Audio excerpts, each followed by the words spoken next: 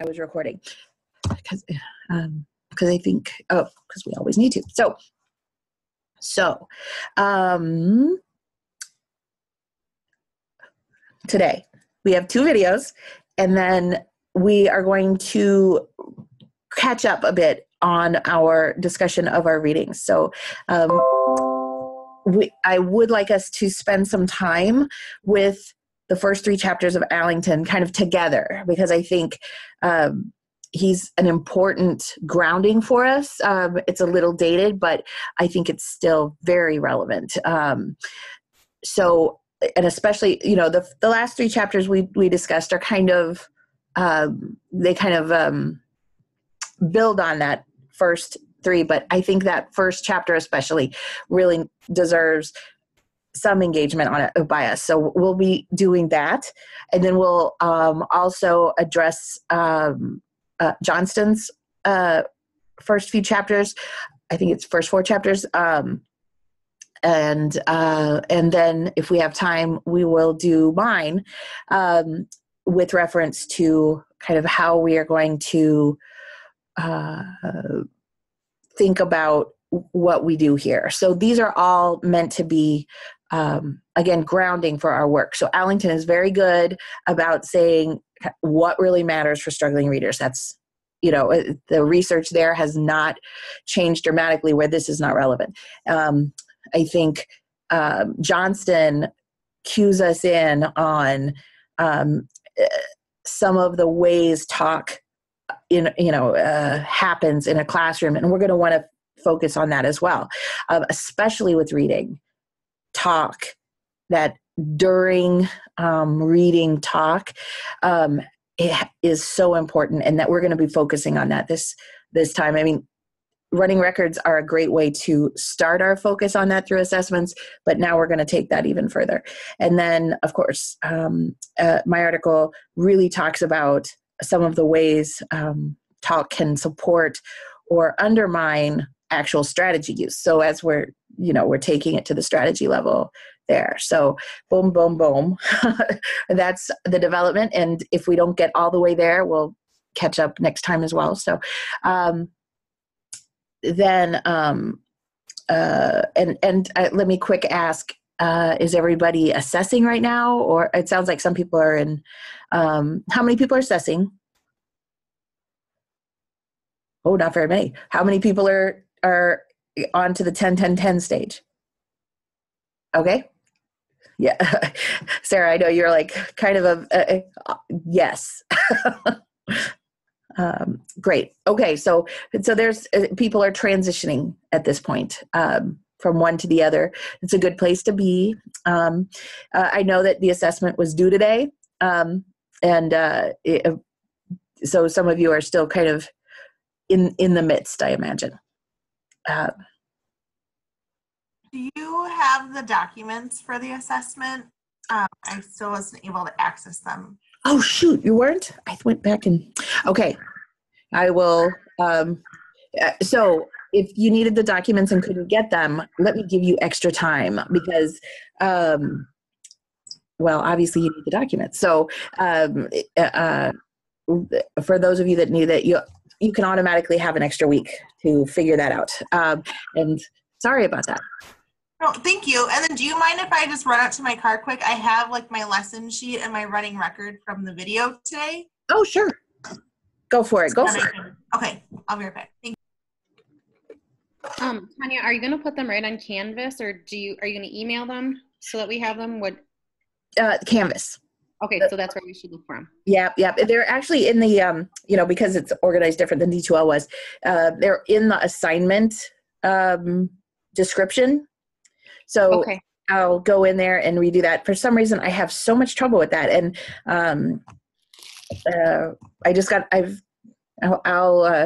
I'll try it while you guys are here, and then I'll see if you guys can access them before we leave. So thank you. Sorry about I have a question too. I'm about halfway through assessing, and I just want to make sure I don't have to record any assessments. I am only recording the lessons. If you want to, okay. If you have an early lesson, you might be recording assessments, but, Okay. an early video, I should say. So, as you, Okay, I just wanted to make sure before I was done, and then I'm like, oh, I didn't record anything. yeah, Okay. no, we're Thanks. focusing on assessments this time. So you're probably going to be doing assessments. Okay, perfect. Thank you. All righty. Okay, so everybody knows kind of where we're at, and I know where you're at, and that's a good place to start. All right, so Lydia, how you doing? Great. All right, Good. Ready? I will let you take it away. So I guess, I'll share my screen. I believe I go like this. Can everybody see it? Okay, Mhm. So on the left, we'll watch the video. On the right here is his work, and I actually typed out what he said for the simple sake that it is very hard to read. It is messy, and it is light in color, so just so you know, that's kind of where that is. That is, each dash here is one of his bullet points. I'll just preface by saying it's the same kiddo I had last semester. He is a struggling reader in 7th grade. His name is Logan. He is not in any interventions or anything. This is my Core Plus, we call it, which is basically speaking a small group of struggling readers, but not quite low enough for tiered intervention. You'll see a couple of their, it is a class, so you'll see tell some other kids to get focused and stuff. This is my life, so hey, that's what it is. Initially, I intended it as a reading lesson because it was going to be about the book he recently finished. And the more I got into it, it kind of became a writing lesson. That's why, in all honesty, it's kind of a hot mess, but that is okay. And that's kind of I wrote this long reflection about how it was not what I expected, but it was the first one in this new format of the 10-10-10. So here we are. Oops. Not now. So what have you jotted about so far? Let's look at your notes.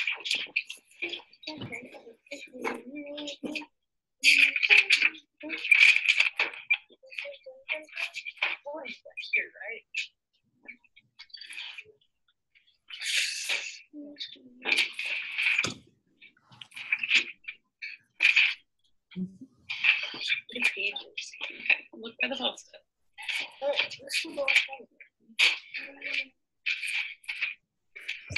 Oh, wait, before we go on, can you pause that for just a sec? Yes.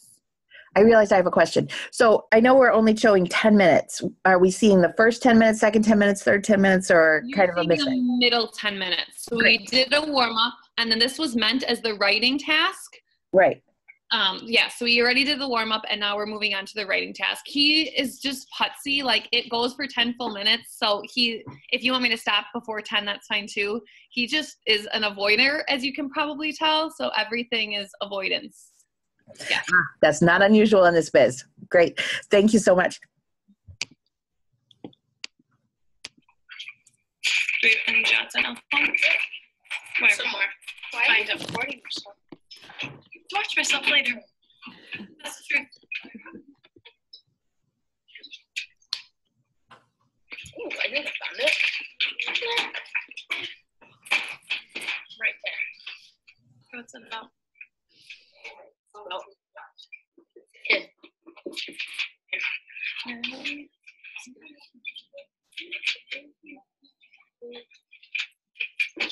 I'm reading my handwriting. So, okay. We've jotted about characters, yes? Yes. What else could we be jotting about? We could talk about how he feels. Feelings? What else? Setting. What else? Alcatraz.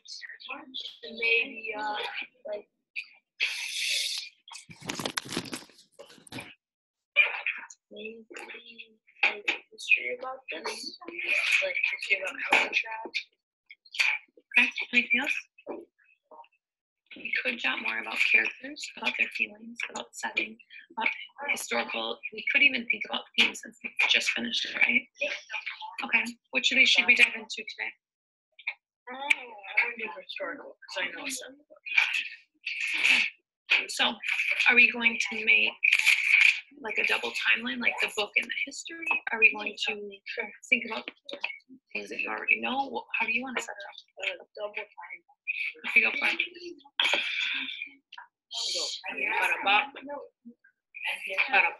Okay, so which one's which? Top would be book. Right, book in history. Your goal is to focus. You have approximately 12 minutes. Okay. So are you going to start at the beginning? Are you going to start in the middle? What's going to work? It should be two, yes.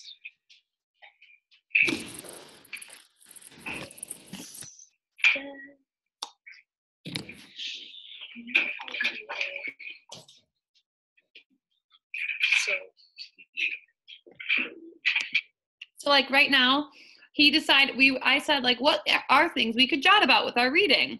And we made a list of like character, history, theme, etc. And then he chose history. And that's where I almost should have just like picked one for him. And I don't know if I'm supposed to be doing this right now, but I will explain.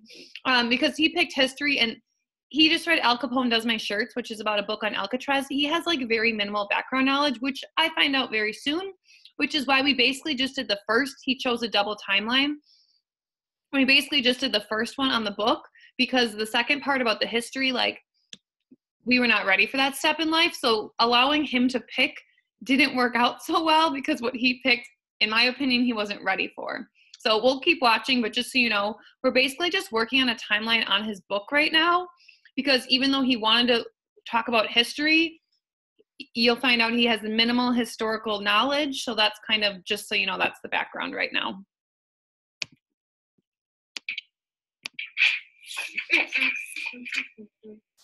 Okay, so if this then is the book and this is our history, what's the history that's happening at that point in time? Doesn't say, but I think I'm talking about stuff about when the three Jesus got out.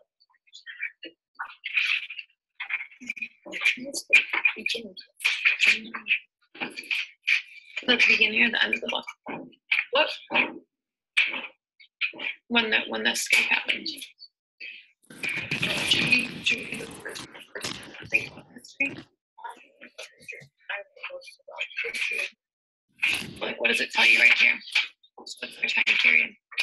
It says 1935. Okay. So should that go on our history timeline? Nope.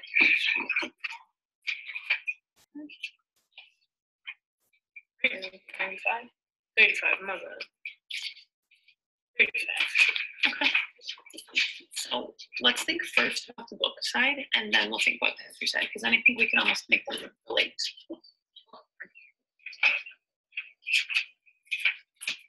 So what else are, I guess let's start there. Let's start, what are the important events of our book?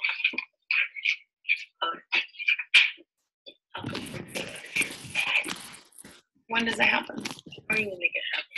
Okay, so let's go back to the beginning. It starts when his dad works, so they move to Al Capone, or to Alcatraz. What are some other big things that happen?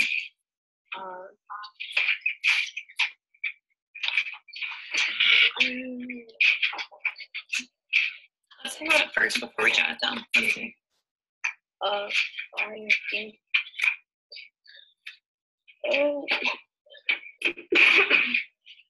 One could be the sister gets a recommendation for treatment for autism. Okay. What are their big impacts? She gets treatment autism thing. And he signs like a baseball group to play with, I guess.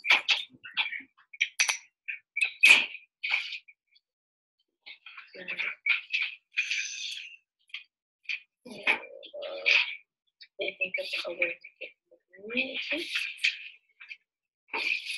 Lisa. What do you mean, who's getting money? Her baseball professor gets money.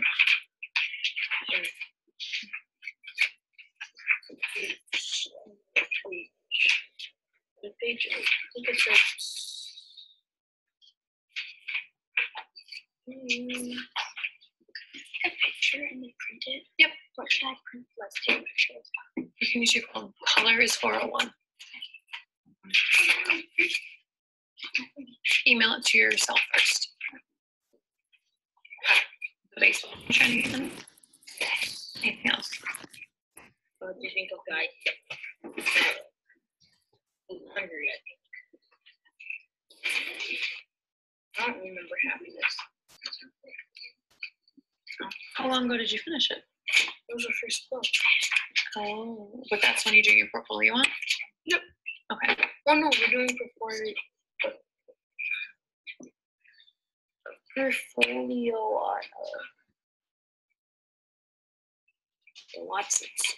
But this is the one I had the most Notes on. Yes. Okay. So let's start by adding some of these to our timeline. Do you want them in this exact order? Do you want them in a different order? What happened in the book?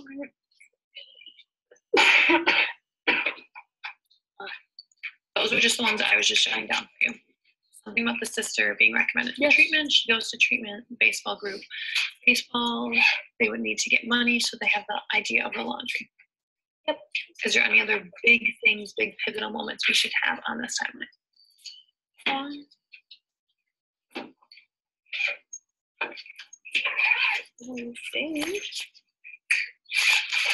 Okay, so we're ready to add those to the timeline. You add them how you want to add them. So here, you add them because this is super sloppy. Write it on your time. You have a nice handwriting. Take it away. You got this. So then he goes on, and I mean, the next 2 minutes are just kind of wrapping it up because where I intended to go did not happen. Like, we were spending the time all on this top one of coming up with just what happened in the book. We did not get to history. All it says is 1935, and that's what happened because that's life sometimes. So these bullet pointed ones are just kind of each of the ones he jotted down. And yeah. Is there any, I mean, we can watch the next 2 minutes, but it's really just kind of wrapping everything up. Well, so you think the meat is done? Yeah. Okay. So we can discuss it. Let's see. Hold on just a sec. I got to close this door.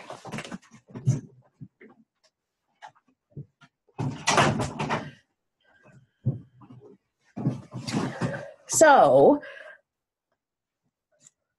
I love that this is a writing because it's so different from what we've seen up to this point. You're right, and you're trying to figure out, oh my gosh, how does this work? And so let's first start with just thinking of meaning, structure, and visual. What did you guys note? What did he use to work here on his writing? Let's start with that. What did he show, meaning, structure, or visual-wise?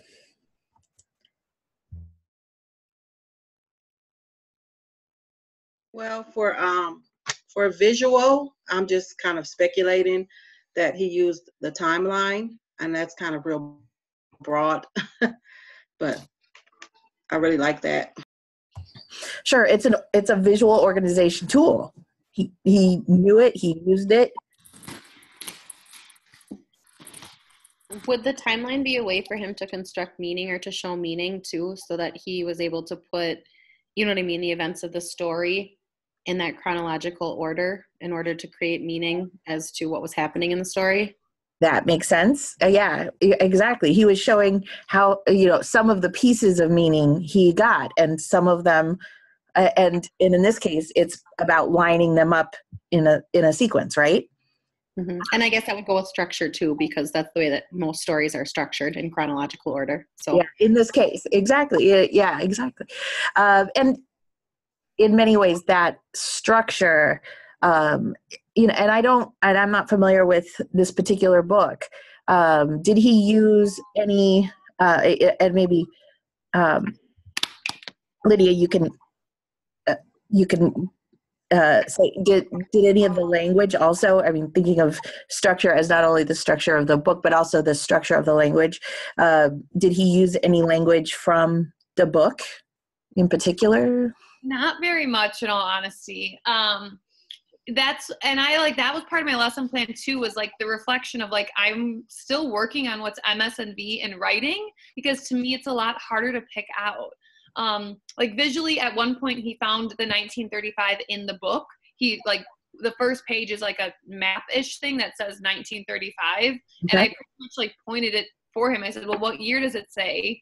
Because he tends to not always look up at those things. Right. In my opinion, it was a lot of just like what made sense to him in the moment. Like, oh, well, that happened. That made sense. That happened. That made sense.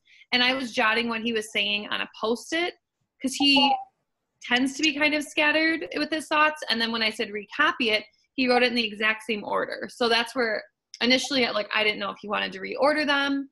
But right. Post-it would be useful for that. Is this the correct order? Roughly, yeah. There's definitely more big pivotal moments, like big events that happen, and we weren't quite there. Gotcha. And really, there could have been, when you're thinking that, what can you do when you're working in this kind of situation, with a mind to, we're not teaching writing. You did great, by the way. I mean, this is not a criticism at all. So, how can you use writing to teach reading? And what you did here was to take a tool, a double timeline here, and you offered it too. You had him, you said, well, what tools can we use? We've got this, we got this, and he chose, which is awesome. And like with other tools, you've got to try them out and see if they're useful for you, and if, are they going to help in this case? And in this case, one of the things you discovered was that he kind of didn't know a lot to put on there, right? And that would involve, so it really helped to kind of lead you to maybe what the next step would be, right? Both he and you. So just like when you're using strategies like try the first letter, sometimes that doesn't work, and then what's the next strategy, or do we have to, oh, you got the wrong letter, so let's try that, maybe we have to do a little more before we do this. So I think that process of giving him choice, which is so important, and then following through there, kind of being there to kind of catch him if he falls. You were writing the things down for him so that he could move them around if he wanted to, or use that same thing, but you were capturing, because you said he's kind of scattered, you're capturing that and helping him see what he knows, and using tools that he could apply independently, when he feels confident enough. So these are ways that he could lock down the things that maybe feel scattered. All good things.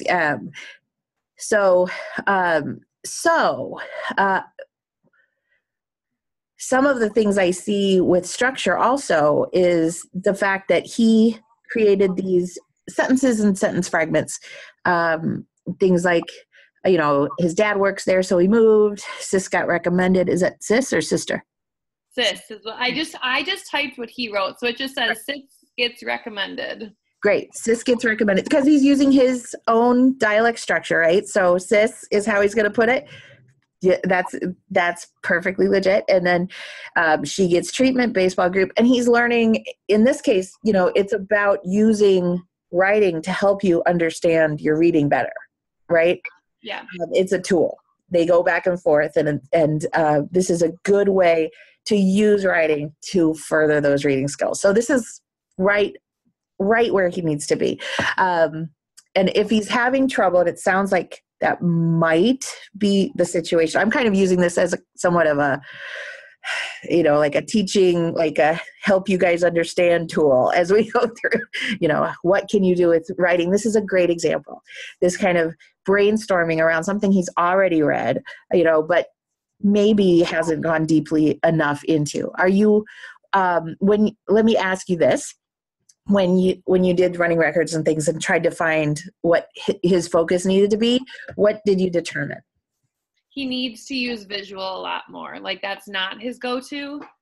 So that's where, like, even when I was like, let's look in the book, like, I'm trying to hint him towards those things, like, without being too obvious, like, so that we found the 1935 in the front cover because that's where the map was. That's a visual tool you could use. Perfect. And, and he had to write this stuff. You might have captured some of it for him, but you made him write it. Like, okay, here we go. You're this, and giving attention to those pieces. So, it sounds like your focus was well played, and like you said, it might not have been as smooth or something as you wanted. I don't know. It looked fine to me. But this can lead to like the next step, where you guys are saying, okay, now what do we need? How can we take this further? And so I'm going to throw this out to the group. What did you see? Where could she take this? I'm sure she's got ideas, but let's get some ideas from the peanut gallery first. If you had a kid sitting here, tried to do the double timeline, couldn't do the history, isn't looking at visual, where might you take this from here? It might be interesting to give him some nonfiction text related to that time period to help to give him some background information. Maybe that includes text features and, captions and other things like that would help him to use those visual cues to bring in some information and to develop some background information about that time period to help him better understand the book. Possibly.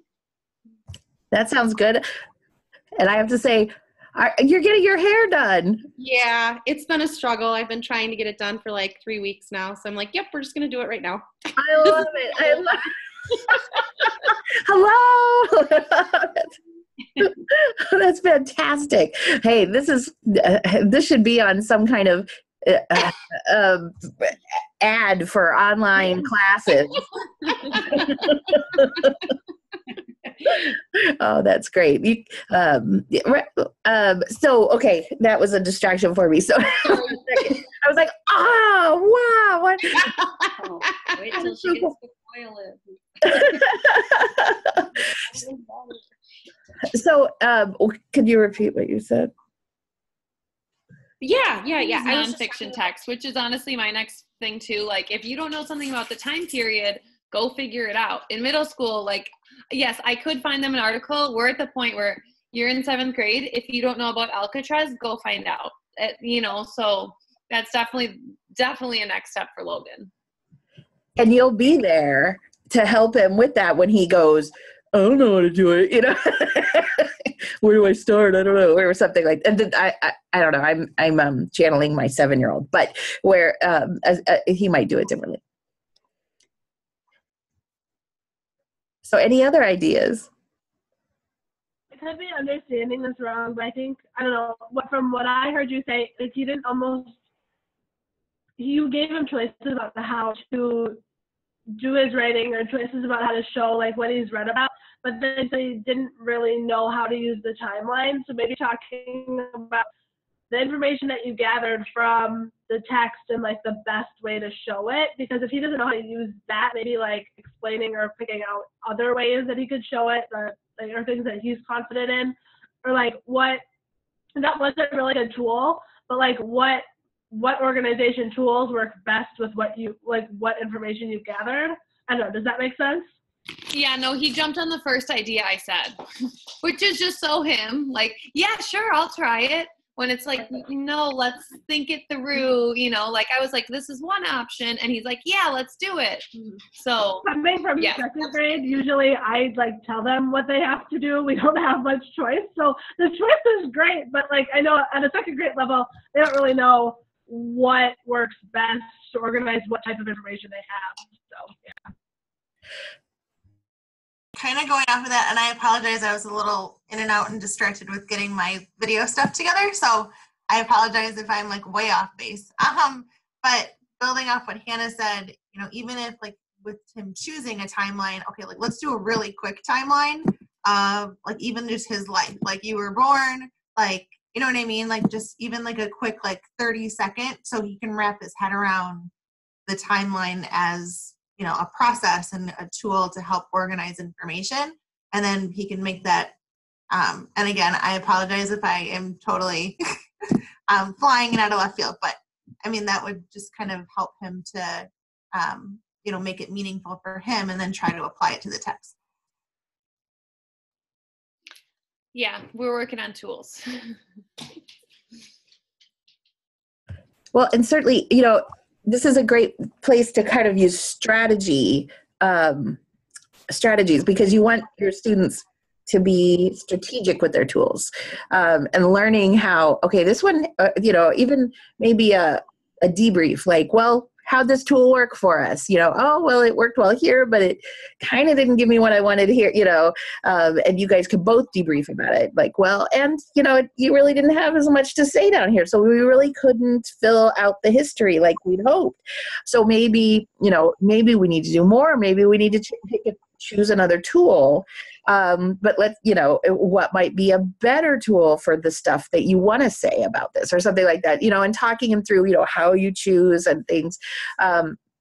It reminds me of with strategy use, things like, you know, do you choose the first, you know, looking at the first, you know, getting ready to use the first sound, or thinking about the meaning, or rereading, or those kind of strategies. You have to use them and then use them badly, or just kind of run into a wall with them, and then choose something else and see that it works in that situation. You have to do that a few times before you get to really understand the tools and their limits, really. You know, because no tool does everything. So as we've got that whole book of strategies we're going to, this is a nice way to get to help the kids understand their choices. Strategic. Anybody else? Can you hear me? Yes? Yeah. Okay. So, you know, I think too, though, a timeline, even if the background knowledge of the historical period wasn't there yet, I think a timeline is very helpful for kids to like identify things like character evolution or really important details along the way to support their theme or whatever it might be. And you were doing a great job of supporting and guiding him through that. And maybe some of it too, like he even said, I was having trouble remembering. Maybe it could help him like to have little codes of a lens as he was reading, just a code or a mark along the way in his text to kind of see his thinking along the way. So when he went back to mark those things on the timeline, he would be able to determine what he felt was really important to include on that timeline.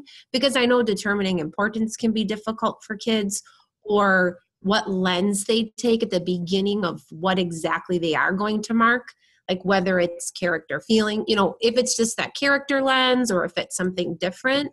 But maybe if he marks some of those places, it might be easier for him to come up with those things that he would write, at least on the first timeline he was creating. Mm-hmm. Because it was really cool that he picked something, and that actually can be very helpful in a lot of situations. So, especially with a long text. Yeah, I love his risk taking there. You know, he's willing to jump in with both feet. Well, and I was hoping nobody would notice we were videotaping, and the one girl was like, why are you videotaping? And I was like, so I could watch myself. Like, because we were just kind of in a corner that no one, and it wasn't like an awkward conversation for others to overhear. And then one girl noticed we were videotaping. I'm like, I hope he doesn't act weird. And he was fine. So, but yes, absolutely. Longer texts are definitely harder.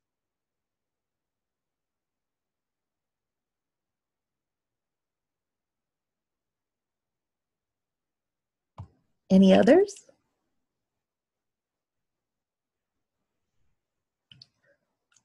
Wonderful, wonderful. Well, thank you so much, Lydia, and congratulations. You're off the hook for the first one.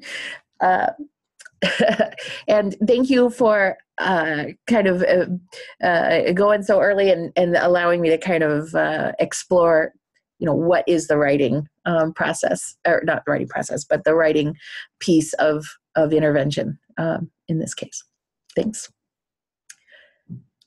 And just a question though, like after we present, do we have to fill out a form, or do you just fill out the form when you're coaching? Just when you're coaching? Just when you're coaching. Okay. I just wanted to check. Thank you. Sure. Thank you. All righty. And so thinking about the coaching, so you can see coaching is pretty straightforward.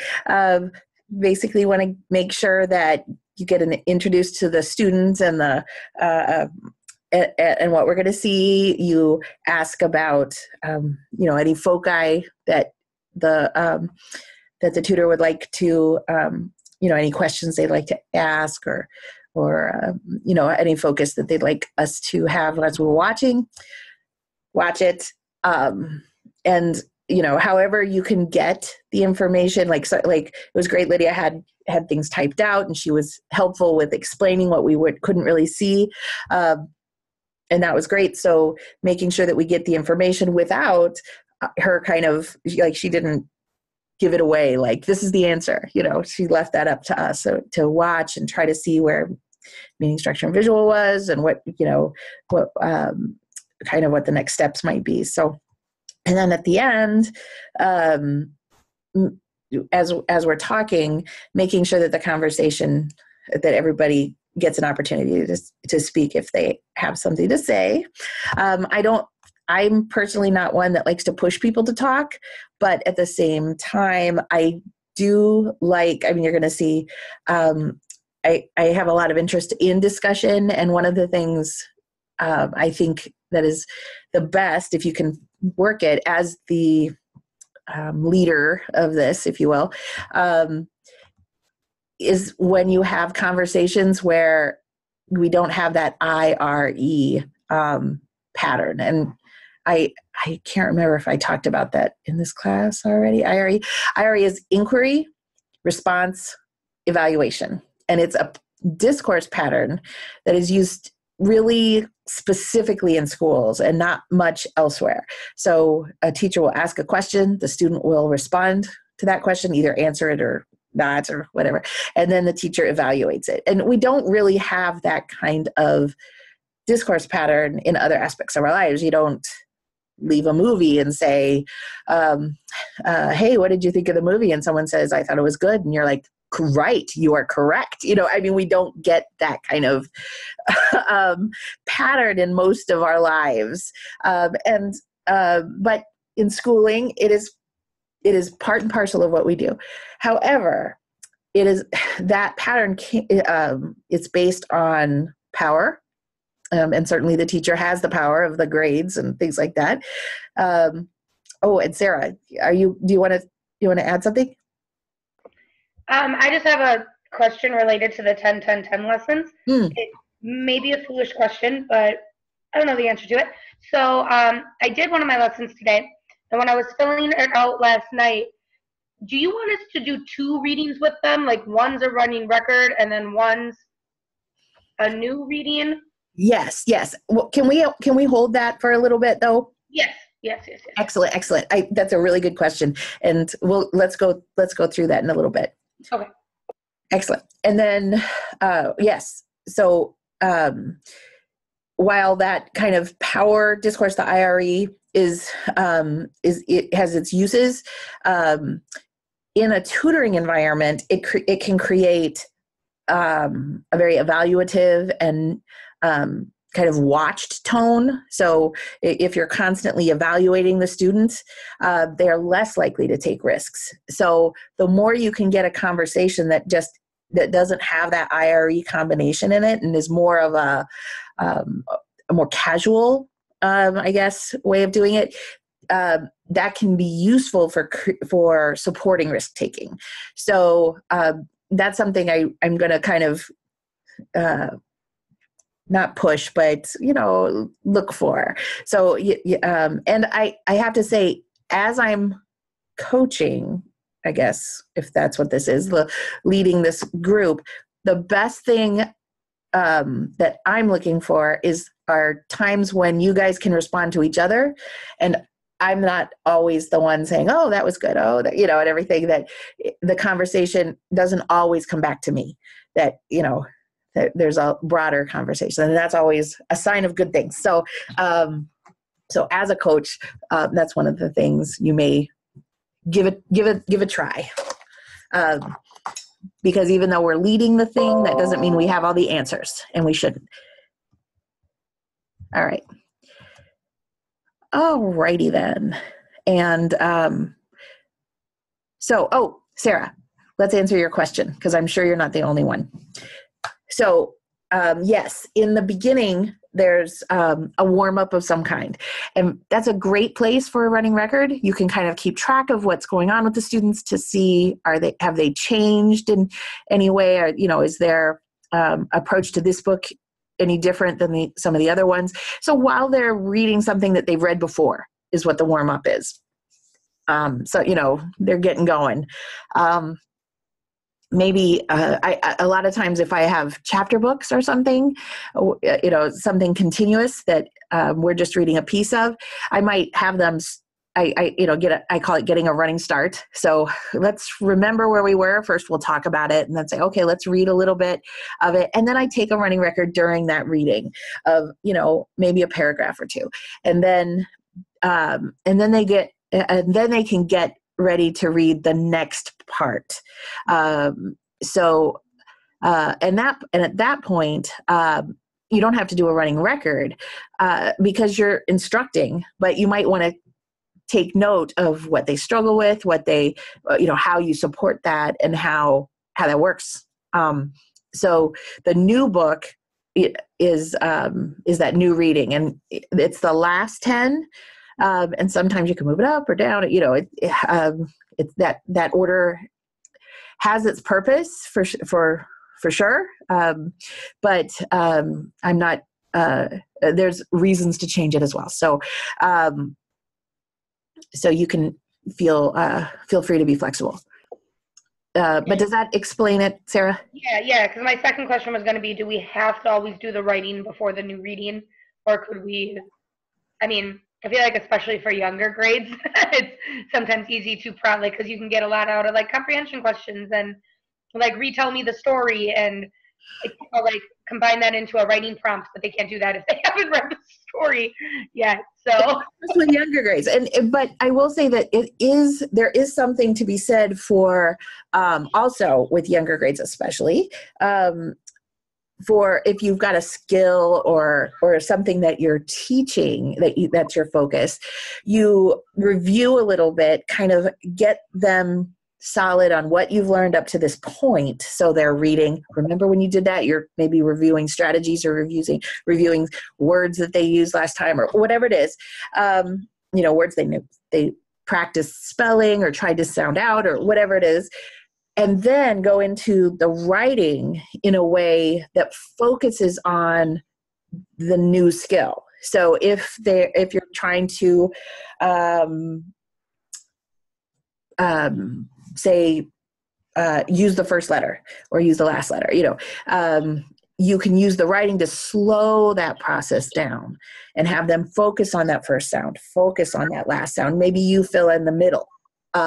But so the skill focus is there. So you may introduce it in the writing because it's a slowed down piece of literacy.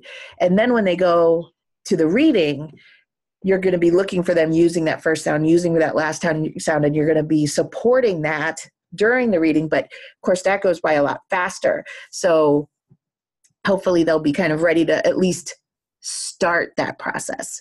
Maybe not get it right every time. Maybe need a lot of support, but there's good reason for the other route too. So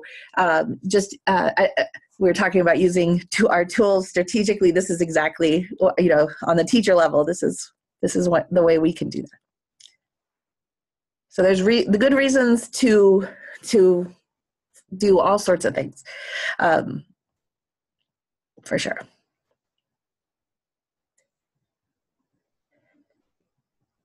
All righty.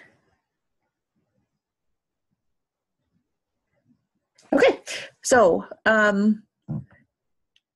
why don't we go on? Sarah, do you wanna take it away for us? Sure. So I have the whole video. Is there a certain 10 minutes you want to see? I'm going to leave that to you. And actually, I just looked at the old clock on the wall and realized that it is about 6 o'clock. And I do try to give you guys a little walking around break once an hour. So why don't we take a 5? And if you would like to decide like which piece you'd like us to look at, maybe key it up or something. Maybe you choose a different one than you saw this morning or this during the day, but or maybe you choose the same one with a different question, or however we can help. Okay. All righty. But so I'll see you all in 5 minutes.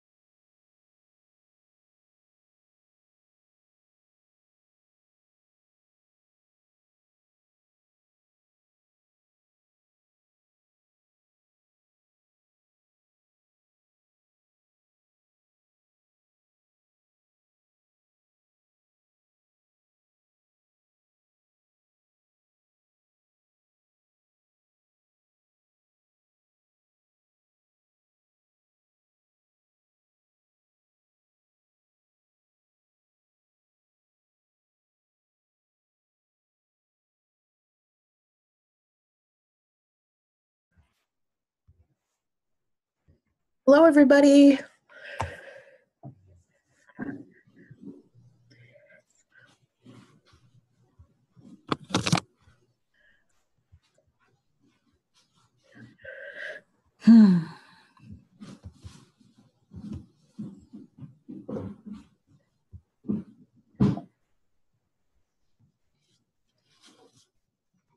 Tanya, can you see me? I can. Okay.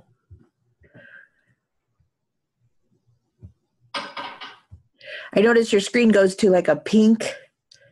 Yeah, I wasn't, but I can't see myself now on my screen. Like I pressed something to take it off, and now I can't get it back on. Oh, Everybody else, but I can't see me. that's so strange. Mm-hmm. I wonder. You know what? There is something. If you click on your square, there, or hover, there's that little 3 dots. Yeah, I can't find my square. You don't even have a square? No. Not anymore. I did. Oh my. Your whole square, because there's one that says, well, let me see.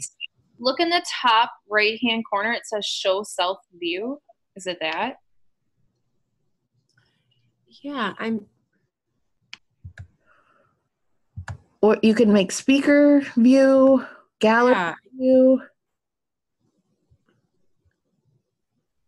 Yeah. Exit full screen. Let's see. I'll just leave and come back. Okay. It's okay. It's okay. Maybe during the next break or something. Okay. It's just got to be awkward. Okay. So Sarah, would you like to take it away, please?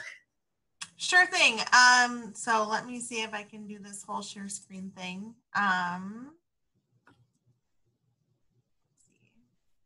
Well, before you do that, why don't you talk to us about who we're going to see? What?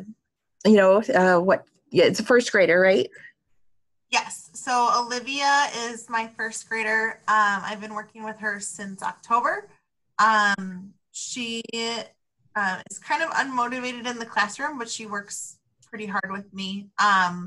She has some attendance issues. Her family has some kind of bouts with homelessness and things like that. So her life outside of school can be a little unstable. But she's like sweet as pie and like she's eager to learn. We struggle a bit with like consistency. So just in like what she carries from lesson to lesson. She like can be really, really strong in something. Like, so for example, like she's read SAID like 5,000 times. And then we came across SAID when we were doing the OS and like she had never seen it before. So that transferring from, I think maybe certain types of text to others or that can be a challenge. Oh, that's interesting. And figuring out what it is about that text that was so difficult with the word said. Was it that it didn't put the quotations around it the same way she's used to? Was it some kind of visual thing or it did the meaning? Was it a different kind of meaning or what, or structurally, it'd be interesting to see, what is her, well, we'll find out how she reads, of course. Yeah. So what part are we seeing? I was going to do the first 10 minutes so that we do a quick warm up with reading words. And you'll see she kind of like will say something. And just as I'm about to do a right, leave, retrieve, she like comes up with it. That's something that is also, she keeps me on my toes. So that's fun. And then we do a couple of familiar reads and then the running record. Before the running record, I'll make sure to pause it because there was like a hallway issue. So the running record ends up going a little long. So I don't know that we'll necessarily need to do the whole thing. Okay. You'll kind of get the gist of her as a reader from her familiar reads and the running record. Great. All righty. Now, this will be the first time you've shared? No, you probably did it. Oh, it is the first time. Okay. So you're going to. Well, I think I know how to do it, but do you want to see like the video and like my lesson plan side by side? Or? The text would be better. Is there a way to see the kind of the text that she's going to be reading? No, not tonight. That's all right. We caught you off guard anyway. So yeah, no, because I don't have the familiar reads with me, and I don't have like her running record text with me. I just have like, my check marks, but you know what? We could probably follow along with that. That might be. Could you show us your checks? Oh, sure. You probably don't have those in digital form, do you? I took a picture of them and then I downloaded the Google image or like the photo from Google. So I can show you like my running record. But you won't have like the text with that either. But that's okay. I think that'll help us kind of see what she's doing. Okay. And then there are just like, I will own that like I'm still working on my running record marking. So there are some things that looking over it, I think I could have like fixed up, but I'm a perfectionist. So I just have to throw that out there. Everybody has their own, and everybody here probably is still working on their running records. I mean, they're not easy. They take years to perfect. So. Yes, absolutely. So I will, let's see. Like here's my video, and then here is the first page of the running record. And so you want to share screen instead of just individual things. And then I don't know how to get a second one up. Oh, well, okay, wait. Dive out again. Unshare or whatever. Up at the top, I think. And then, okay, so when you first start, you're going to click, of course, share, and then it comes up with all the options. You have to click the share all of your screen if you're going to share more than one window. Otherwise, you can only share one window at a time.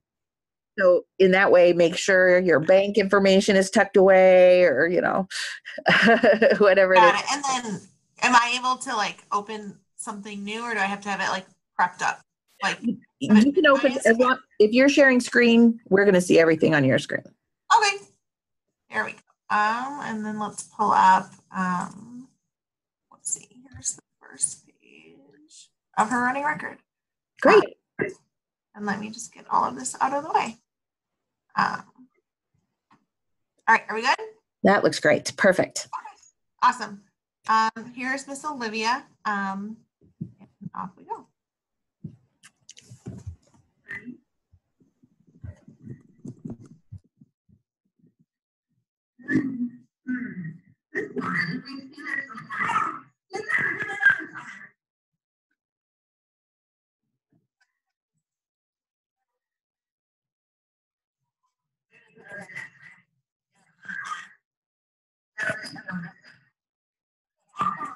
Could you turn her up if possible? I can turn up the video. Is that better? Yes, thank you.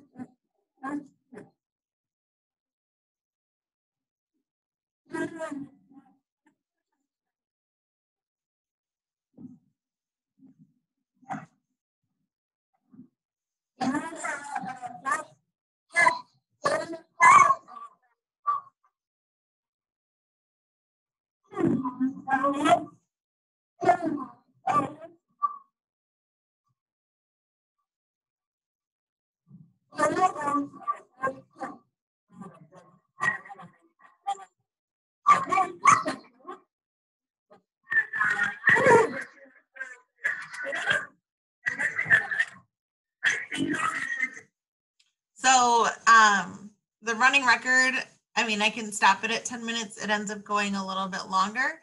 So do you want me to stop it at 10? That's okay. Just show the whole thing. Okay. So about halfway through the running record, there's a big disruption in the hallway of so I usually wouldn't like tell her where she is in the text, but because of this, you know, so it kind of like threw off like how this part looks, and then like this book seemed to drag on forever and like trying to stick with 10 10 10. Anyway, here it is.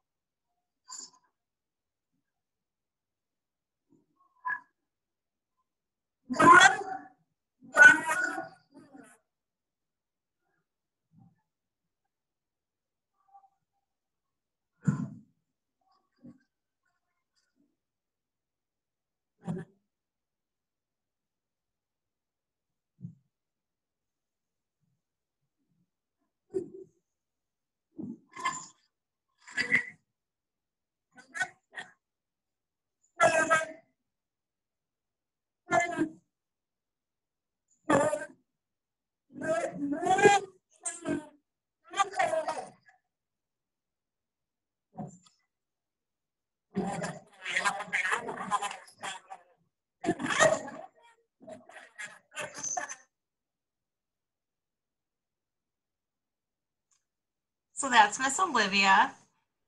Well, great. Why don't we take just a little, like 30 seconds, maybe a minute. Let's take a minute so we can review our notes and kind of group into meaning, structure, and visual.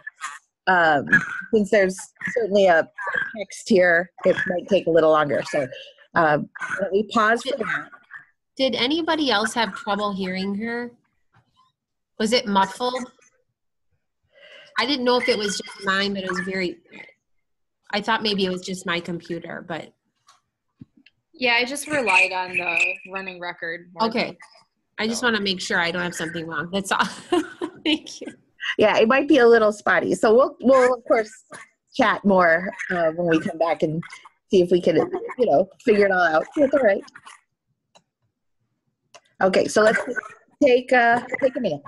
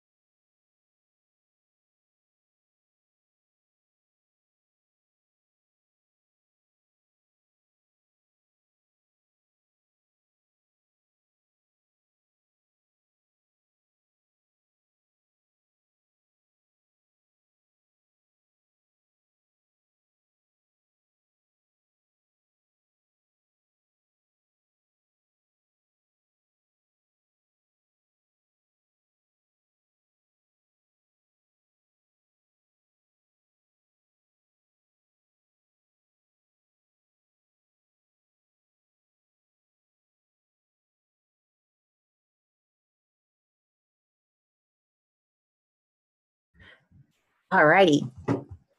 So why don't we just kind of, sorry, that was my drink here. I hope it wasn't too loud for your ears. So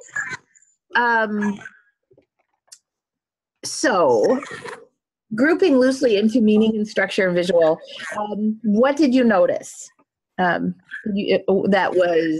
Let's start with meaning. What did you notice that was meaning related? Are you asking me or the group?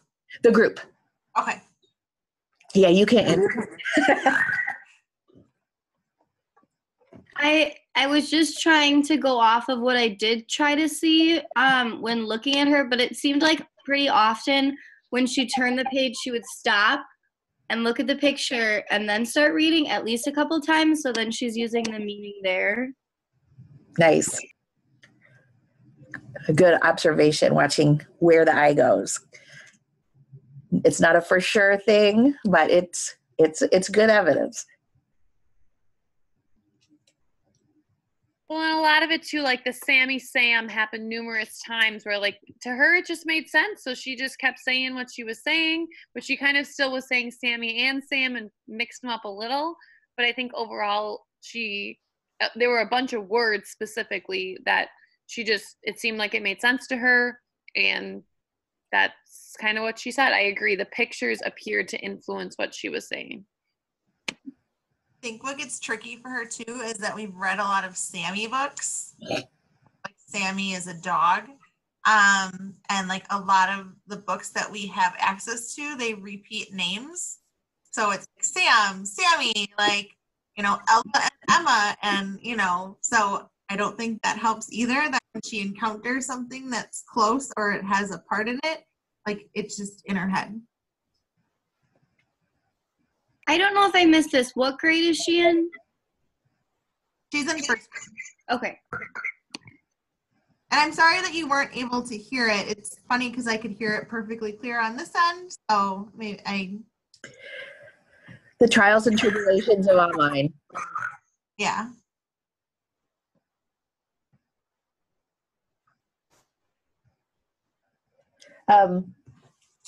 So there was Sam and Sammy. That's really good evidence for meaning. She was having her eyes look at the pictures. Any others?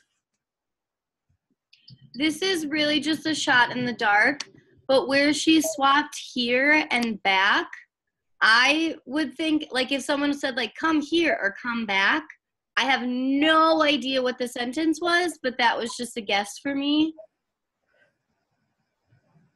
That she was using meaning there because it still fit, but I also made up that sentence in my head, so I could be wrong.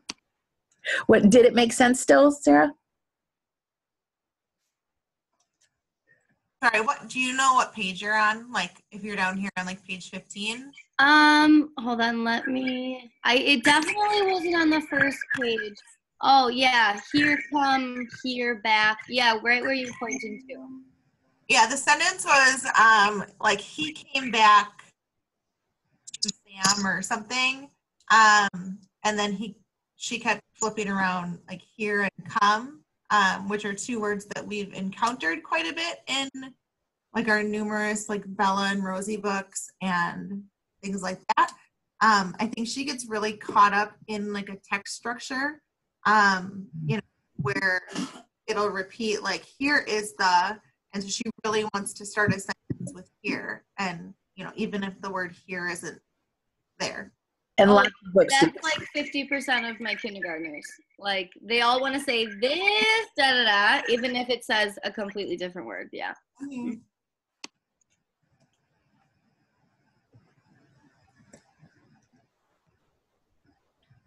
And so that was some evidence for structural too, that, you know, wanting it to say something like they have a start with a here and all that.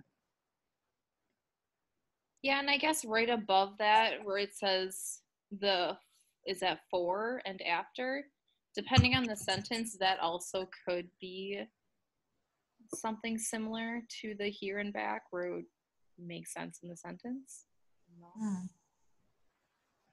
And structurally, both prepositions, they often can fit, even if the meaning is slightly different. She tends to get really hung up on structure. And so she'll make up an entire sentence so that it makes sense with how she wants it to start. And it'll match the text, but then I know she's not using much visual because, you know, she's really just using, you know, what she thinks could fit there. And like I said, she gets kind of locked into how she wants a sentence to go. You know, there's a great example of that here comes bit where it's supposed to be he came back and she goes here comes here, you know, it's not making sense at that point. She is using the first letters for the here comes, but by the time she's back, she's just disregarding the visual completely, you know. I'm gonna make this say what I want to, what I think it ought to say. Yeah, And not necessarily in this text that she'll make up a whole sentence and ignore visual. I'm glad you guys are bringing it up. Is she talking?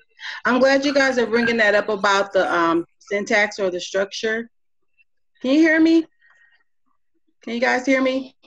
Okay, yep. Because I was having a hard time like grasping that specific, you know, like what structure looks like, and meaning the visual was easier. So this is a real good example for me to kind of understand how children think when they're using structure just alone. Yeah, exactly. It's a really nice example.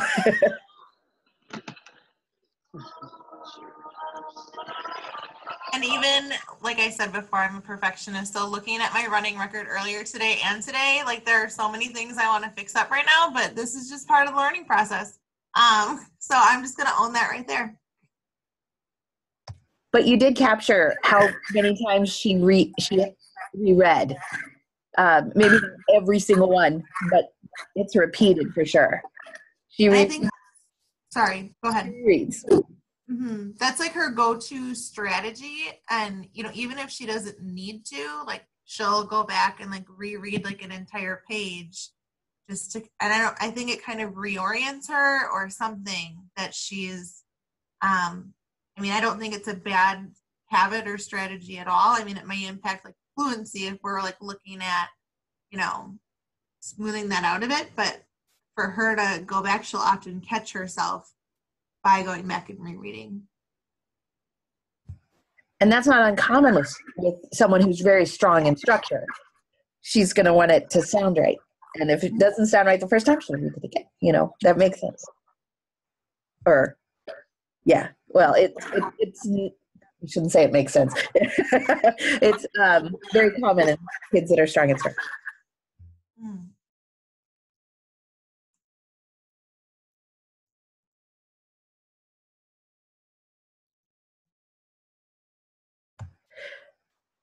Any other meanings or?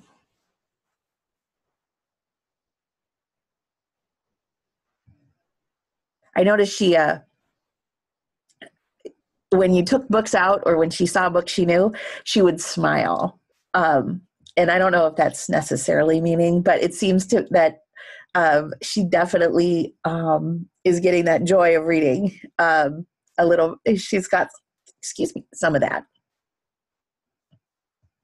Yeah, she definitely prefers like the Danny books and the Bella and Rosie books. And there's a couple of other books, like there's like The Chicken and the Fox, that unless I like asked her to read it, like she's never picked it on her own before. And some of it might be like familiarity with structure, because I feel like especially some of the Bella and Rosie books, like you saw in the familiar read, where she'll say like, she looked, and then the next page, she looked and looked and looked. And, you know, there's been other books like that too, where they repeat that.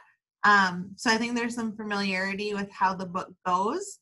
But if given a choice, she definitely will steer towards any books with dogs. Like yet the other day, she read like 3 Sammy books because, you know, she was like in a dog mode. So yeah. I have a question for you, Sarah. Is this like you're talking about, because obviously these are probably like what, like level E or level F maybe, but you're talking about like that they're in a series. Is this like a program that your school has? Because I've never really come across like leveled books like that have like more than one book, and you know what I mean, of the same characters.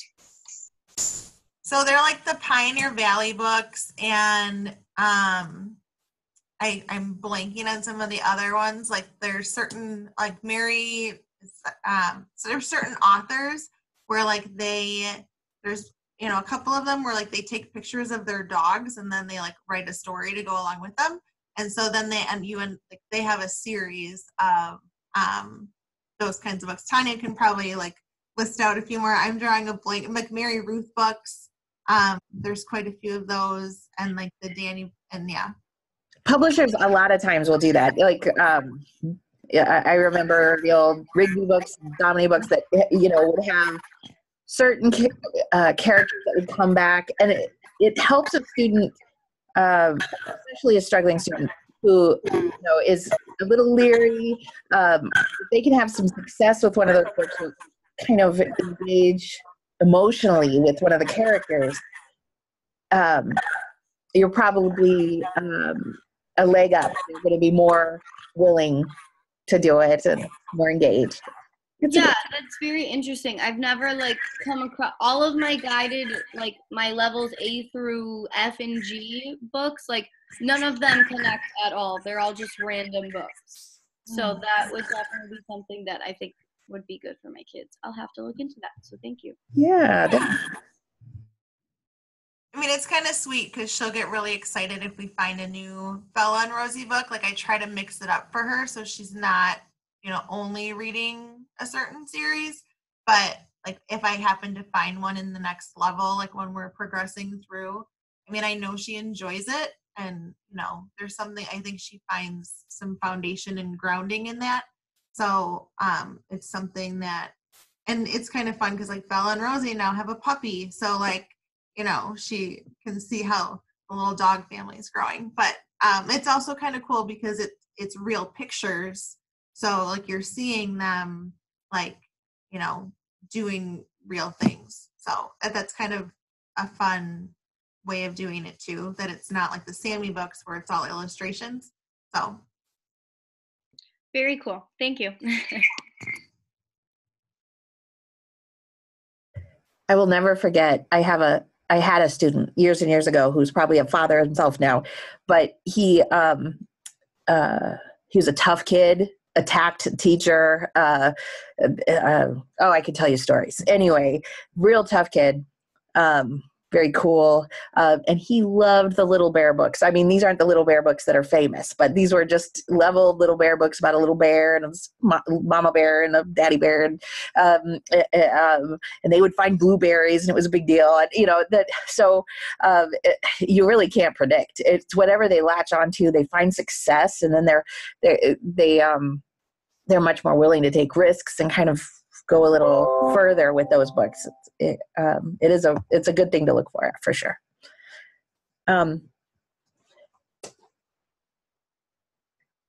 So can I ask a question, Sarah? So it kind of seemed like she did connect with the meaning a bit, like, kind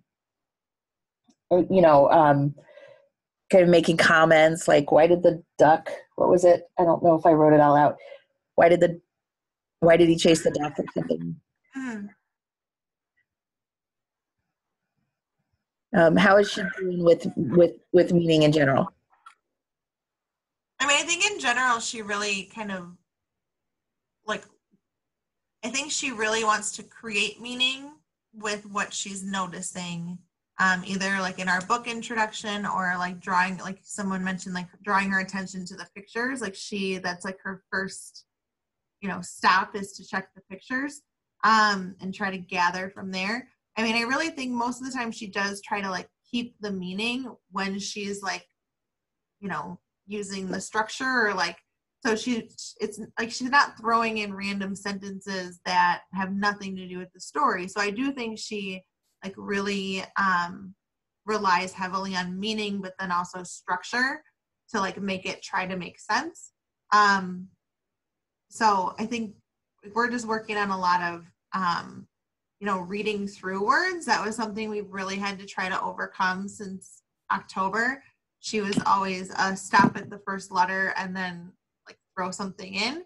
And then like we didn't have a lot of structure. So she's come a long way with, grounding herself in meaning and structure. But now it's kind of putting all different pieces together.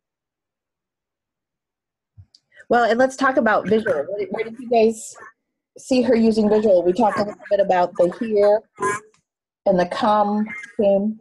Where else? I think there was like a go for good, come and came, here and he, Sammy and Sam. But even like her pointing, like I assume this could be visual. Like she's visually following along, which to me is a super useful skill for somebody who needs it.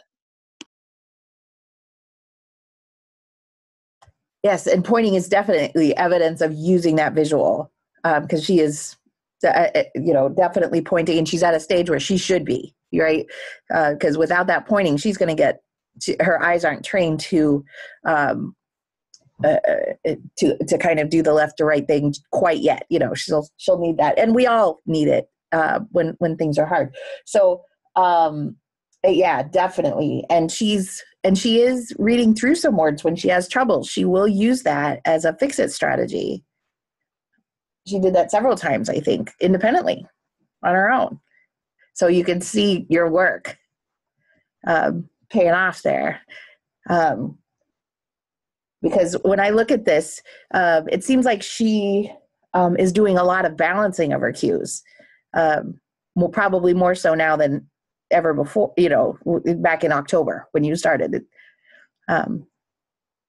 Because, you can see her having various strategies she's trying, and it's not limited to one or two cues.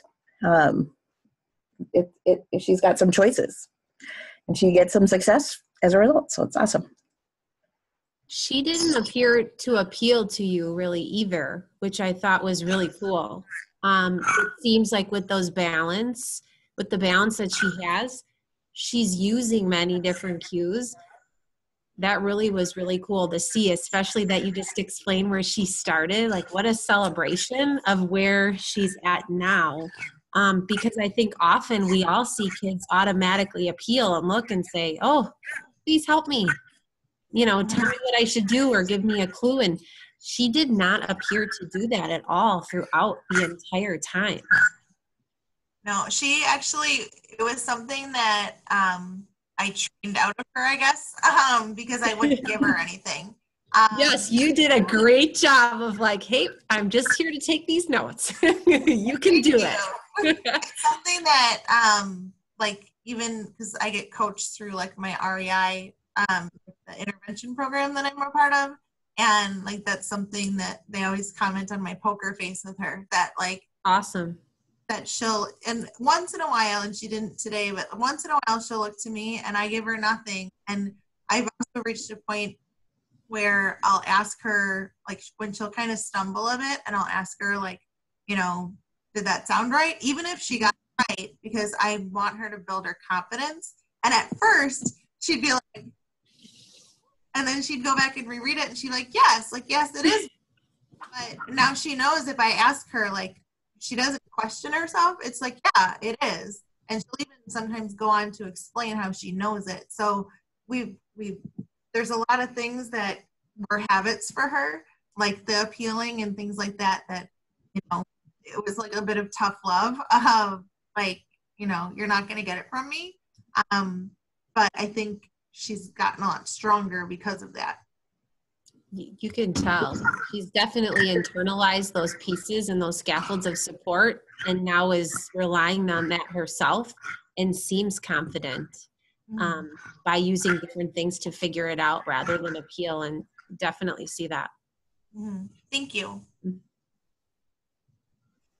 Yeah, and I would go ahead, Amy. I'm sorry. I was just saying, absolutely. Yeah, it's just, you love to see that with kids, their wheels turning, and she seemed to appear to grow very perseverant with what she is doing. I feel like those times she stopped, because that wait time, or some of the time it appeared to see that she was stuck, there was some time, and it can seem like forever, but she was thinking and doing something. So it's great. Thank you. And I would say that because she, I know, Sarah, you said, I just don't give it to her, but you've also given her enough strategies and kind of ways to check herself, and helped her through those pieces in the past enough. So she knows, she can ask you, she's not going to get the answer, but she knows that she has her skills to do the checking and the work herself as well. So it's kind of a two-pronged thing. Very nice. Thank you. Now it's just getting her to apply this into the classroom. So there's usually a lag. We're working on it. Yeah, and if the teacher is doing a lot of the same things you're doing, it's going to take longer. But we often saw like it took, say, 3-4 weeks for things to start to pop up. They have to be pretty strong and independent by the time they can do that, of course. So. Yeah. Mm. I bet she's skying now. She's kind of tearing through some of the books at this point. She is. I think so. The ones that in the beginning, that was actually at the recommendation of my coach of like encouraging her to start pulling her finger out, but only in those like super familiar reads where like I feel like she's ready for it. Mm-hmm. Started to do, just because she tends to be a hesitant reader in the classroom, is like I'll take a stack of her familiar reads that I know that she's confident with, and I'll add them to her book bag in the classroom so that she has those as go-tos, and then every couple of weeks I'll switch them out, and then she's able to continue that. And then I have conversations with her classroom teacher of like, these are books that she's at 90% or above with accuracy, and her self-correction rate is, above like 1 to 1.4, or 1 to 4. And you know what I mean? Like, so like we've got the data to show like she's successful at these. So if you're seeing something else in the classroom, like she might be putting on a little bit of a show, but like, so then, that she actually at least has some books in her bag that she has been successful with that she can always go to. And then they have like the foster grandparents and things like that come in, and they read with her. So I think it's a good opportunity for her to share what she's learning with those familiar books, rather than trying to apply it to a totally different book that she, maybe hasn't encountered in the same way. Sorry, quick question. What's a foster grandparent? Is that somebody that like just an elderly person kids read to? Yeah, I think they might be. I could totally be making this up, but I think it's through like the Goodwill organization, or it's like, I don't know, they volunteer. We have a couple of them. They walk around in these cute little red vests. And there's like 3 or 4 of them that come on a regular basis, and they'll just like come and read with kids or like help out with things in the classroom. And they have their classrooms that they go to on a regular basis. But I mean, it's really sweet how like the kids kind of gravitate to them. That's super cute. Just the name, the foster grandparents. I'm like, what? That's cute. Yeah, they're pretty sweet.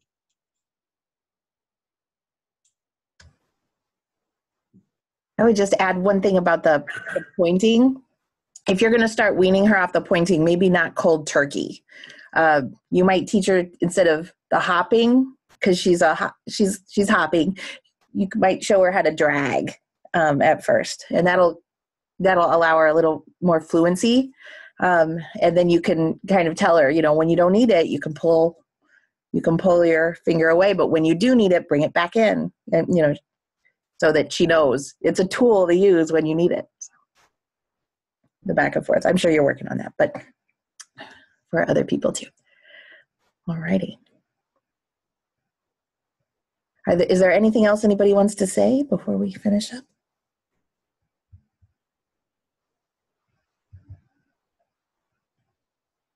All righty. Well, she was a cutie. You were right. Or at least I agree. So congratulations, Sarah. You're off the hook on that for a while. And just one kind of hellish video day, and then you can go forward.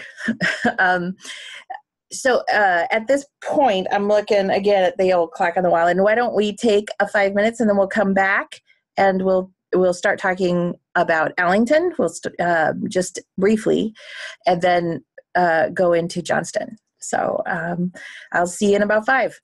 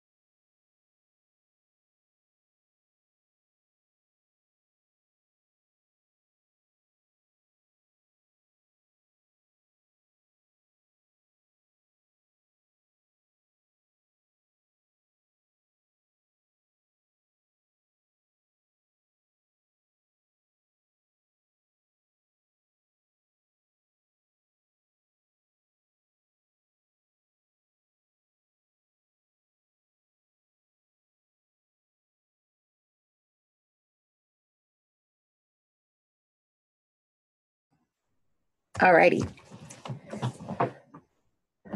Let's come on back.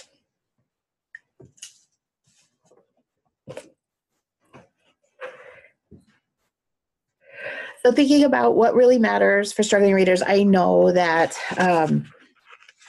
that you guys already discussed this on in the discussion board, and there were pieces, I was reading through and enjoying it and everything, but I have this sense that not everybody got to read it all, and so if you would, I'm going to break you into some groups, and I'd like you to look at.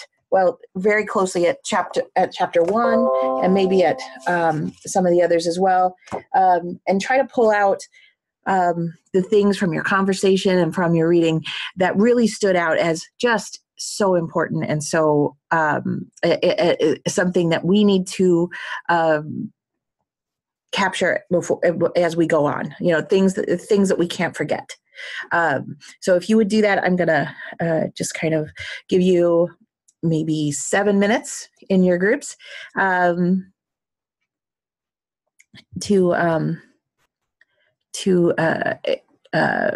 try that. So here we go.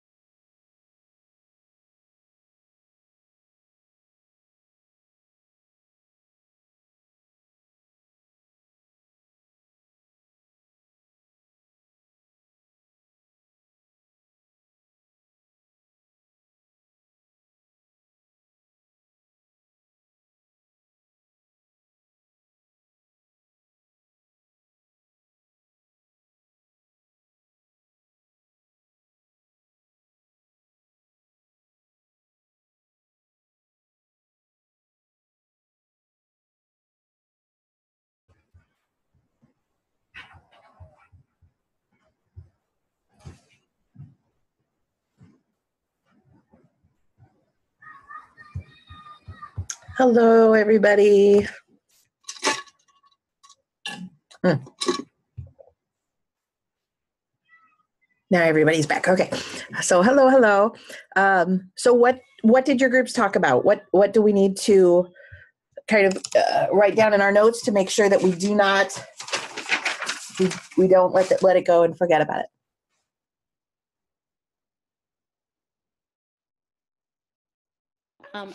It was funny because I kind of had forgotten, but we're looking at the Allington reading, right, from a few weeks back. And I feel like the one big takeaway that I got is he was saying pretty much any reading program that you're looking at, that says it's research-based, he's like, pretty much you can poke holes in all of their research. And so it was really saying when you're looking at these curriculum that you're possibly using, you really need to make sure that you're focusing on the individual students that you're looking at, especially those that are struggling readers, and that you're developing something that is geared towards their needs and not using some curriculum that's supposed to be, a solution for everyone, because it won't be. That silver bullet thing. There is no silver bullet for every kid. Well, and I was laughing because he gave that specific website. Is it like the WCC? I can't remember exactly the website he gave, but he said it basically breaks down all of these RTI or interventions for literacy. And he's like, based on their observations of the different research done, none of these work. And I was like, that's funny because I found that website on my own because I was looking for interventions for my school, and I was reading and pretty much the same thing that you're telling me in this book. So I thought it was helpful to get some affirmation that I wasn't reading those things incorrectly. The What Works Clearinghouse, is that what you're talking about? Yeah, yep. Yeah. All of the programs have their strengths, but they all have their weaknesses, right? Well, and going off of that, like to piggyback, a lot of what we were talking about too is like the struggling readers need more time to read, and in a lot of those intervention programs, they're not given that much time to read. Some, yes, but really those are the kiddos who need extra reading time when they don't always get that. Because they don't get to read as many words. They go a little slower a lot of the time. Yeah, and I noticed I want to say it's in chapter 2 of Allington, I think, where they talk about all the interruptions that take place during the day. Mm-hmm. And that one just stuck out to me because at my school in particular, we deal with, I can't tell you, it seems like afternoon announcements for dismissal goes on for like 20 minutes. Oh. And like morning announcements go on for like 15. And I'm like, can we just, this year we did finally make for at least the early childhood grades, it's an uninterrupted hour-and-a-half block of literacy. Like, so no early childhood gets pulled for specials during that time or anything. Wow. From 30 to 10. So we did that for literacy.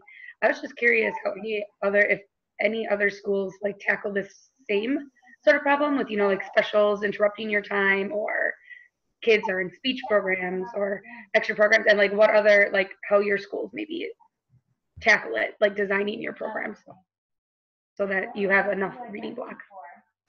So what's going on out there?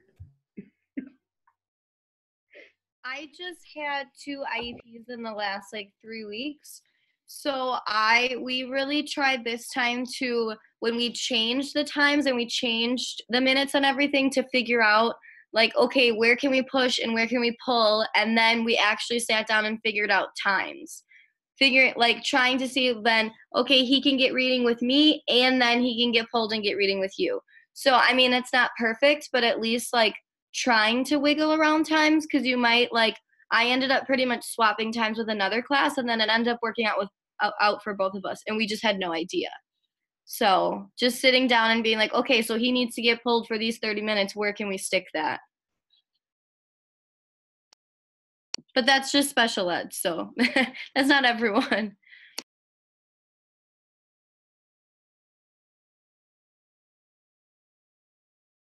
I was kind of surprised to find out the amount of time that a student who is a struggling reader would need to catch up to children who aren't. Like, I think it was about 60 or 90 minutes of a block of time.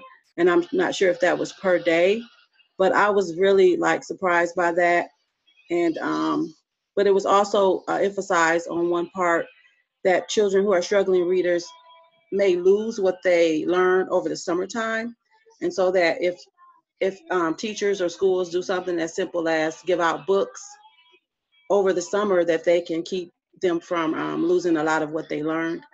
But like you were saying, those blocks of time are so essential. And I know like in a Montessori program, that was really key. Where I worked, they would have a three-hour chunk of time.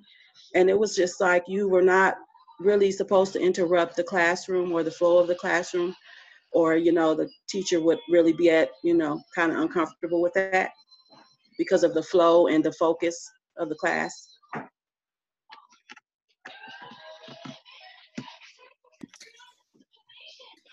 How does 12 divided by 3?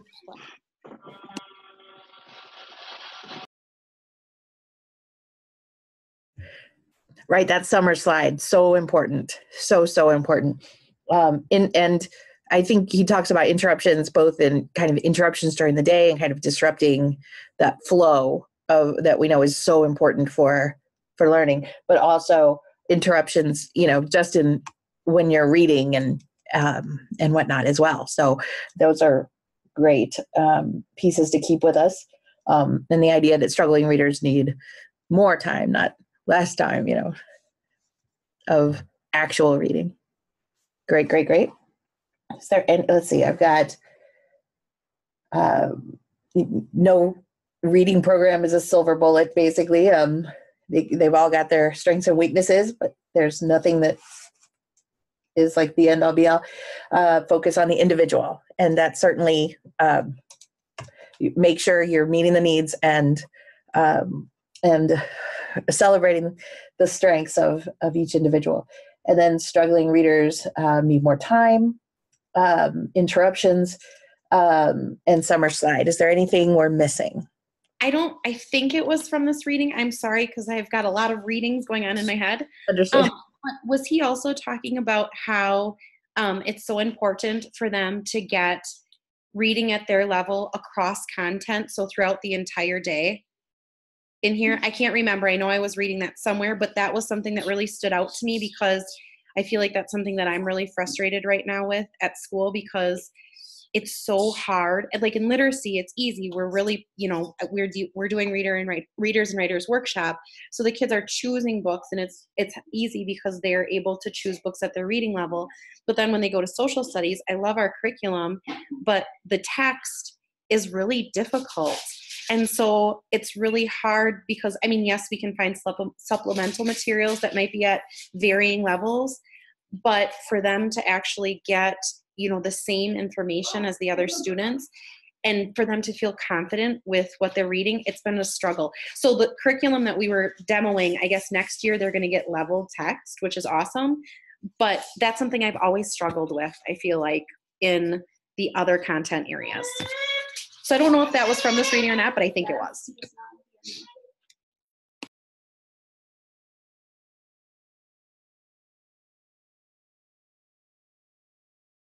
Tanya, we can't hear you.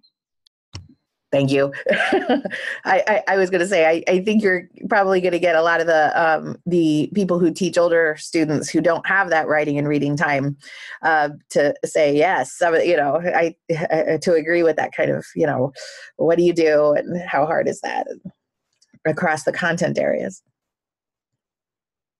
I think a big thing too is just, you know, helping teachers and even leading by example of like letting students like try and not like jumping in to save them. And like one thing that I have shared with quite a few teachers this year is like, you know, you can never become a better soccer player if you never touch a soccer ball. So like we can't expect students to become better readers or writers if we never let them read or write. And I think so often we want to like jump in and save them, and it's like, well, we see them struggling, so like, you know, we need to teach them more. But like you need to just let them, you know, even if they're like kind of fake reading, like they're getting to know how a book works. And even if it looks like scribbles on a page, like there's meaning behind those scribbles to that student. So I think that's just a big mindset shift of, you know, it doesn't have to look perfect, but we have to let them like be hands-on and actually try.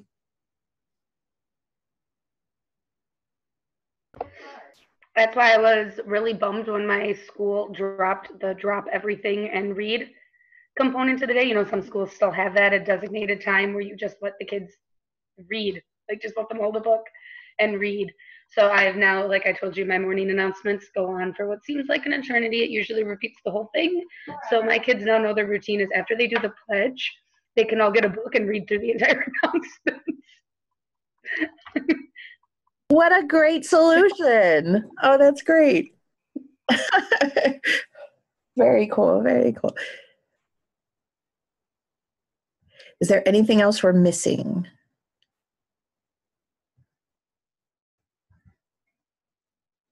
I think one point that I found somewhere in the book, again, also I'm kind of like forgetting some of the information, but they were saying that there's an achievement gap, I guess, for minorities and lower income students. And that's what the NCLB was focusing on, or is focusing on closing the achievement gap. So I thought that that was an important point. Right. Yeah, absolutely. I mean, we all kind of think of NCLB as being like the testing behemoth that, you know, caused all sorts of problems, but in a lot of ways too, it brought to light some of the inequities that had always been there, but people had been saying, oh no, that's not what's going on. We serve our students well, you know, and everything, but we don't serve all students in our schooling system well. And so trying to figure, now that that's clear, you know, we need to, we know what the issue is, at least broadly. And I think people are trying to address it in various ways. So very, very important. And that's, you know, they did mention, and that summer slide, I think, is related to that as well.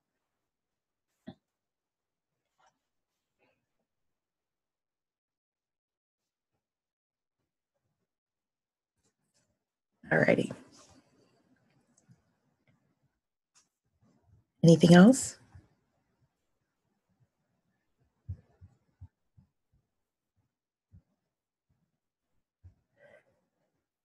I'm sure we forgot stuff, but that's okay. It'll come up, I'm sure. But I'll keep this list and we'll return to it as we go. I think we'll see some of our struggling readers connect in different ways with this. So what I'd also like us to do is to touch on Johnston right now. I think we've got 4 chapters that I believe you read, and dealing with language and the influence on teaching, noticing and naming, one of my favorites, identity and agency, and becoming strategic. And I know we've kind of touched on that today. But why don't we go, I'm putting you back into your 4 groups. And I will ask that group 1, Amy, Danny, and Lydia deal with the first chapter. Group 2, Ash, Aaron, and Hannah deal with the second one. Group 3, Alyssa, Anna, and Sarah deal with chapter 3. And then group 4, Kim, Sarah, and Tamika do the last chapter, and kind of just pick out again your ahas, the important pieces, the noticings, the things we need to take with us from these chapters for us, if you would do that. So let's do another 7 minutes, and then the groups can come back and kind of share out.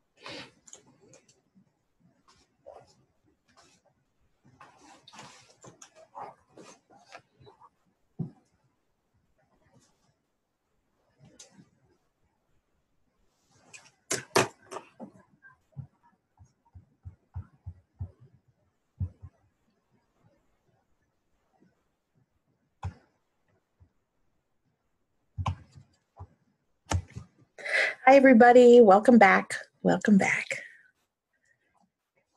Oops. So why don't we start with chapter 1? What do we need to take forward about language and teaching? I mean, it was a more simplistic chapter, kind of the setup, but it was kind of just the idea that like language can create these realities and invite those identities. The one on page 9 talking about like calling the student a poet, and then they like kind of became a poet. Like our little small things really do make a difference. Like units of study, you're always supposed to call them readers and writers. Even just kind of then the kids are more like internalizing that. That's, slightly different. But just like explicit about what you're saying, when you're saying it, to what students you're saying it. I like how you figure that out instead of great job, like those kind of differences in what you're saying.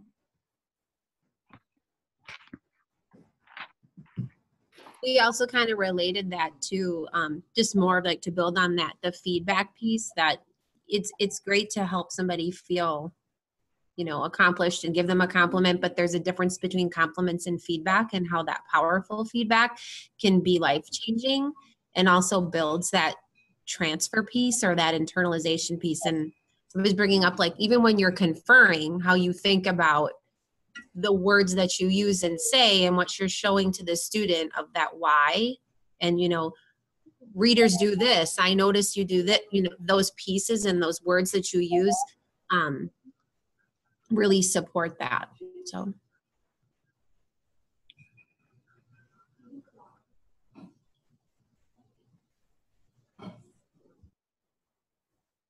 Should we go on to chapter 2 and kind of take that through the next chapter?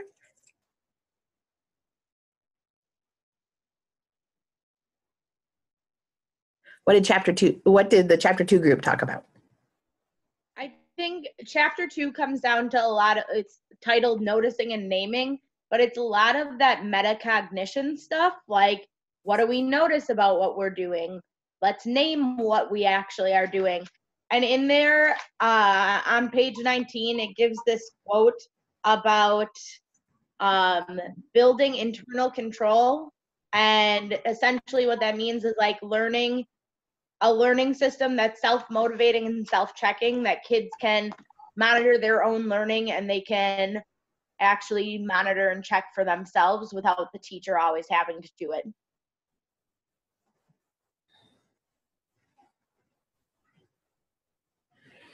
The metacognition involved in strategic thinking, maybe a pithy way of saying it. I love my favorite example of noticing and naming, the idea that you may not even see it if you don't name it, is, I probably use this example way too often. So if you've heard it already, please forgive me, but that I know I taught at a school, a Japanese school for a while, and the kids, I spoke English. And not Japanese. But I found out that they have one word for green and blue. And so the kids that I taught art to, when I said, green or blue, they had real difficulty knowing which one was which, because they didn't really have the words for it. They hadn't internalized that, the noticing and naming piece. So they really didn't see them as different. Having a name, noticing that one is distinct from another is part of that, part of seeing and part of knowing as well. So you don't know it. If you don't see it, you don't name it, it may not even be there for you. So what about chapter 3? Chapter 3 was pretty similar to what was said, basically naming the identities of students. And so some examples were like, what are you doing as a writer today? What do you like? Okay, readers, and calling them readers and writers and poets can be a small change in how the wording that you use, but it can go a long way in terms of like changing a student's self-image and make them take pride in what exactly they're working on. Mm. And we thought this connected to your article a lot about how the teacher has that authority and the students, like I said, how they view themselves and their self-esteem can change depending on that. What's said to them. I hadn't connected that. Oh, yeah, I guess it does. I mean, I guess there is that connection between the two pieces. But yeah, yeah. I remember when I was teaching, we used to say, good readers do this, good readers do that, until we realized, oh my gosh. When we say that to a child, that means they're not included in the group, right? So we have to think about that. You know, I'm basically telling you, you're a bad reader. Oh my gosh, I didn't want to do that. I didn't mean it. Great, thank you, thank you. Chapter 4.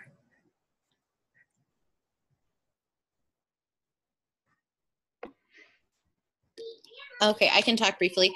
So looking at it and talking about how we need to give our kids agency and we need to be like strategic about it. So for example, like, you know, it's great to give your kids these different strategies to be able to use. But if we haven't given them the skill to be able to teach them for them to be able on their own to pick which strategy fits with which situation, then we haven't really given them the agency that they need to meet their goals on their own. So really thinking about how can I teach them these strategies in a way that they're going to feel comfortable and that they're going to choose the right strategies to be able to meet their goals on their own, which is kind of similar to what we were talking about earlier today with that first presentation that we watched. I feel like thinking about how we can make sure that the kids are choosing the right strategies on their own. And so I feel like that's what he was getting to in this chapter.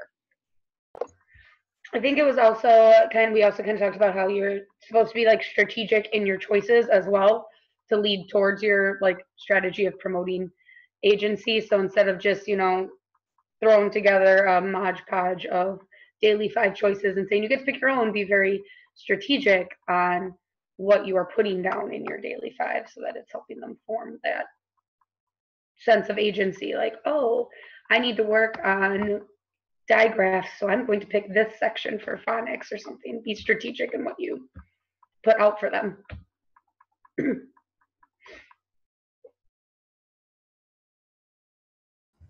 It goes back to that metacognition, which goes back to the noticing. I mean, it's all such a nice interrelated package, isn't it? Wonderful.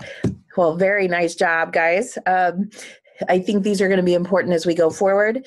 And thinking about noticing and naming, I called everyone here guys, and I've got to get out of that. I've been doing that since I was a kid in Indiana. So, but anyway. Going for the next week, you're going to finish up Johnston's book, and we will go ahead and push my article until next time, and then and I'm sure I think most of you are going to be transitioning to the 10-10-10 lessons if you haven't done so already. So we will, I'm sure, have some questions and more discussion on that as well for the rest of the semester. So until then, stay safe. It's awfully slippery out there. So I hope you all have a great week.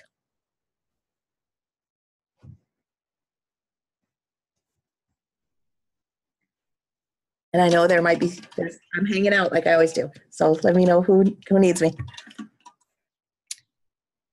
Tanya, did you try to put that stuff on Canvas? Do you want me to wait and see if no? Because I would be more than happy to, just because I need to make sure I have my assessments. Okie dokie. Hold on. Let me, oh golly, Tanya. Thank you for the reminder. Mm-hmm. And then I just want to. And Anna shared in the chat section the link for a Google Doc that has like an assessment tool topic sign up. So I don't know if that relates as well, but that might be something. I don't know if that's the document but she. It isn't, but that's a good place too. So. Okay, so that's in the chat link. She shared the doc.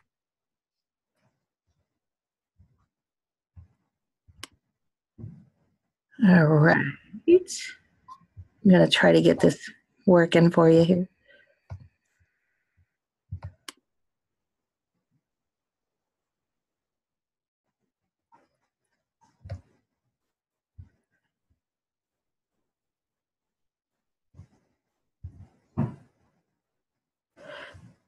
All right. Could you check and see if the list is up?